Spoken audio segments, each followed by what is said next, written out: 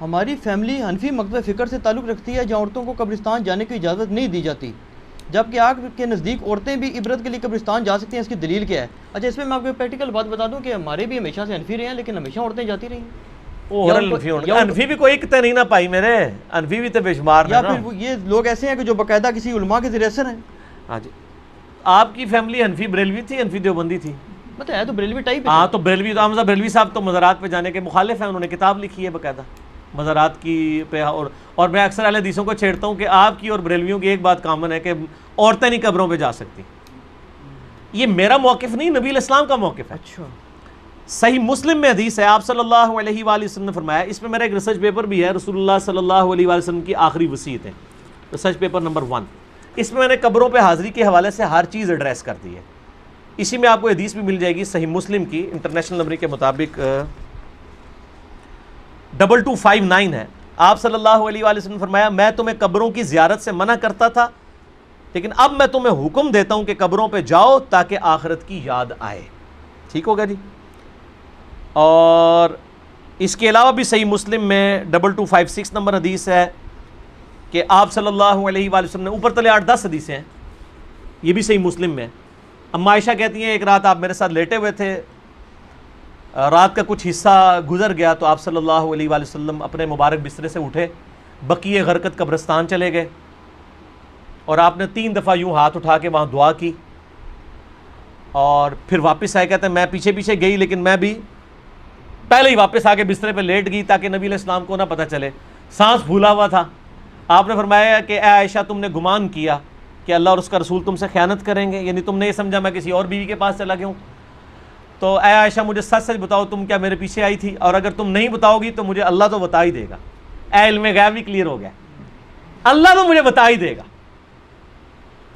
تو انہوں نے کہا یا رسول اللہ میں گئی تھی، تو فرمایا کہ میں جب لیٹا تو جبرائیل علیہ السلام کو اللہ تعالیٰ نے میرے پاس بھیجا، اور انہوں نے کہا کہ اللہ تعالیٰ فرماتا ہے کہ آپ اہل بقیع کے لیے دعائے مغفرت کریں۔ تو میں رات کو اٹھ کے قبرستان گیا اور 3 دفعہ ہاتھ اٹھا کے دعا کی۔ سیدہ عائشہ نے پوچھا یا رسول اللہ جب میں جاؤں یا ہم لوگ قبرستان جائیں تو ہم کیا دعا کریں؟ تو آپ صلی اللہ علیہ وآلہ وسلم نے دعا تعلیم فرمائی، السلام علیکم اہل الدیار من المؤمنین والمسلمین وَإِنَّا إِن شَاءَ اللَّهُ بِكُمْ لَلَاحِقُونَ نَسْأَلُ اللَّهَ لَنَا وَلَكُمُ الْعَافِيَةَ۔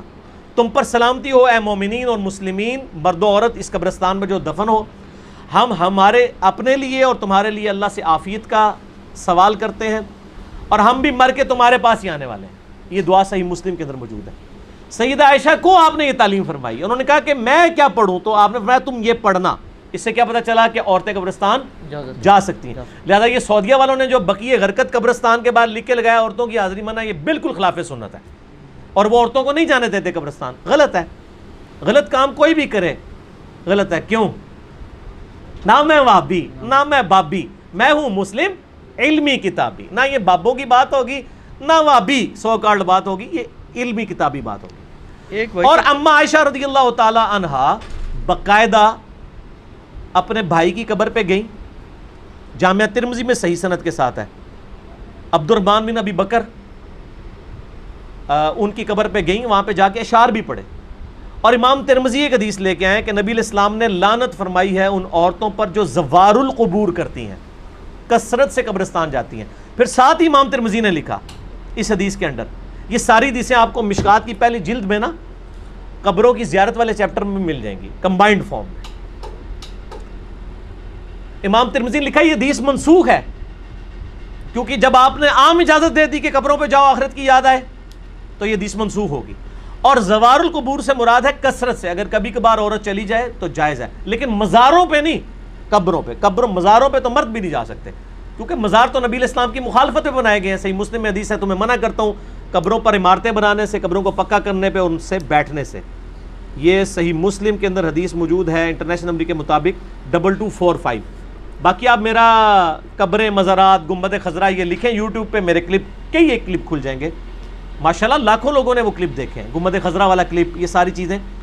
تو عورتیں قبرستان جا سکتی ہیں، اور قبرستان پہ آپ ہاتھ اٹھا کے دعا بھی کر سکتے ہیں۔ آپ قبر والے سے نہیں مانگ رہے، اللہ سے مانگ رہے ہیں، قبلہ رخ ہو کے ہاتھ اٹھائیں۔ نبی علیہ السلام نے مسلم شریف میں 10 حدیث ہیں، ہاتھ اٹھا کے دعا کی، اللہ سے کی، اس کے بعد چہرے پہ ہاتھ بھی پھیریں، المستدرک للحاکم میں صحیح سند کے ساتھ ہے تمہارا رب حیا فرماتا ہے اس شخص سے جو ہاتھ اٹھا کے دعا کرے کہ اسے محروم لٹائے.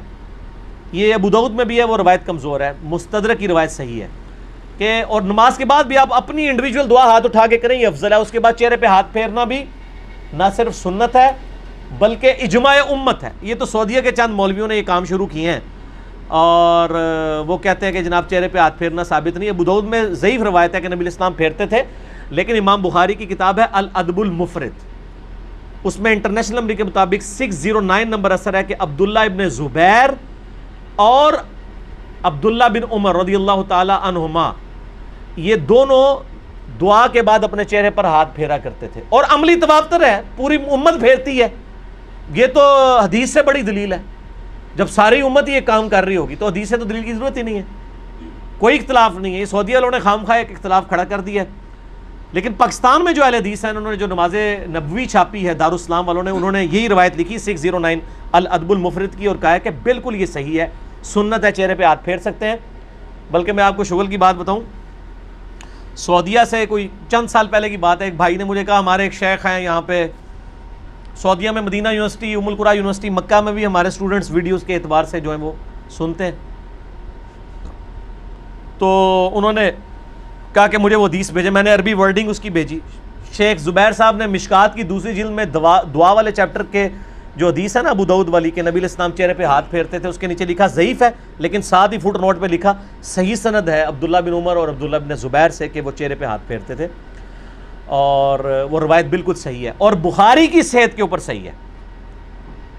تو جب ان کو حدیث بتائی انہوں نے کہا نہیں یہ تو ضعیف ہے, اس میں فلاں راوی ضعیف ہے.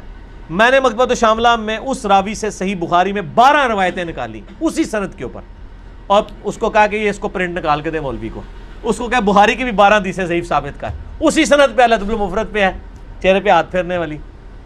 تو مولوی تو پتہ ہے تو ضدی ہوتا ہے, منیا نہیں لیکن ٹھپیا گیا لال رومال والا, خاموش ہو گیا. کہنا کون اتھو کٹ کے بھیجتا ہے؟ ایک بندہ ہے تھے اللہ نے چھڑیا ہے جو نہ وہابی ہے نہ بابی ہے, نہ میں وہابی نہ میں بابی, میں ہوں مسلم علمی کتابی. علمی کتابی. اگلا سوال تو اس میں کور ہو گیا جی, کور ہو گیا. چلیں یہ کرامت ہوگی جی. علی بھائی آپ الحمدللہ آپ ہمیشہ آیات اور حدیث کے ریفرنسز دیتے ہیں, مگر کبھی کبھی ان کے انٹرنیشنل نمبر نہیں بتاتے. برائے مہربانی آپ لوڈنگ سے پہلے ویڈیو میں ہی ایڈ کر دیا کریں تو آسانی ہوگی, یا کوئی بک بتا دیا کریں. بک تو میں ہمیشہ بتاتا ہوں کہ یہ آج تک میں نے حدیث کبھی حدیث کی کتاب کے نام کے بغیر نہیں بتائی. ایک بک ہے تو یہ مشکات شریف, آپ 3 جلدوں میں ڈاؤن لوڈ کر لیں ahlsunnatpak.com سے.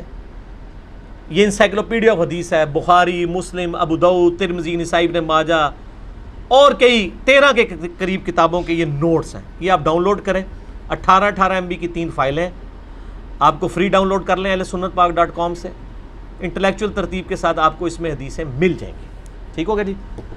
تو باقی انٹرنیشنل نمبر چونکہ اکثر میں نے پورے مسئلہ نمبر ریکارڈ کرائے ہیں, میرے ریسرچ پیپر ہیں ان میں نمبرنگ بتائی ہوئی ہے. یہ فی البدی گفتگو ہوتی ہے, اس میں جو نمبر یاد ہوتے ہیں وہ بتا دیتے ہیں, نمبر ضروری نہیں ہے. میں حدیث کے جو الفاظ بتاتا ہوں اسلام 360 میں وہ لکھا کریں, سرچ کے آپشن میں جائیں آپ کو مل جائے گا. جب میں مسلم شریف, بخاری شریف, ابو داؤد, ترمذی بتا دیتا ہوں تو اتنا تھوڑا ہے, تو ریفرنس تو ہو ہی جاتے ہیں. باقی اپلوڈنگ سے بغیر پہلے یہ کچھ کرنا, یہ اتنی بڑی ایڈیٹنگ ہے کہ اس کے لیے پورا ایک آفس اور کئی بندے چاہیے, تو یہ پاسبل نہیں ہے. ہم نے تو ویڈیو فوراً اپلوڈ کرنی ہوتی ہے, اور آلموسٹ ہمارے جتنے اسٹوڈنٹس ہیں ان کو نمبرنگ پتہ ہے, وہ آپ کو واٹس ایپ نمبروں پہ رابطہ کریں, وہ بتا دیتے ہیں اور آسانی سے آپ کو مل جائیں گے.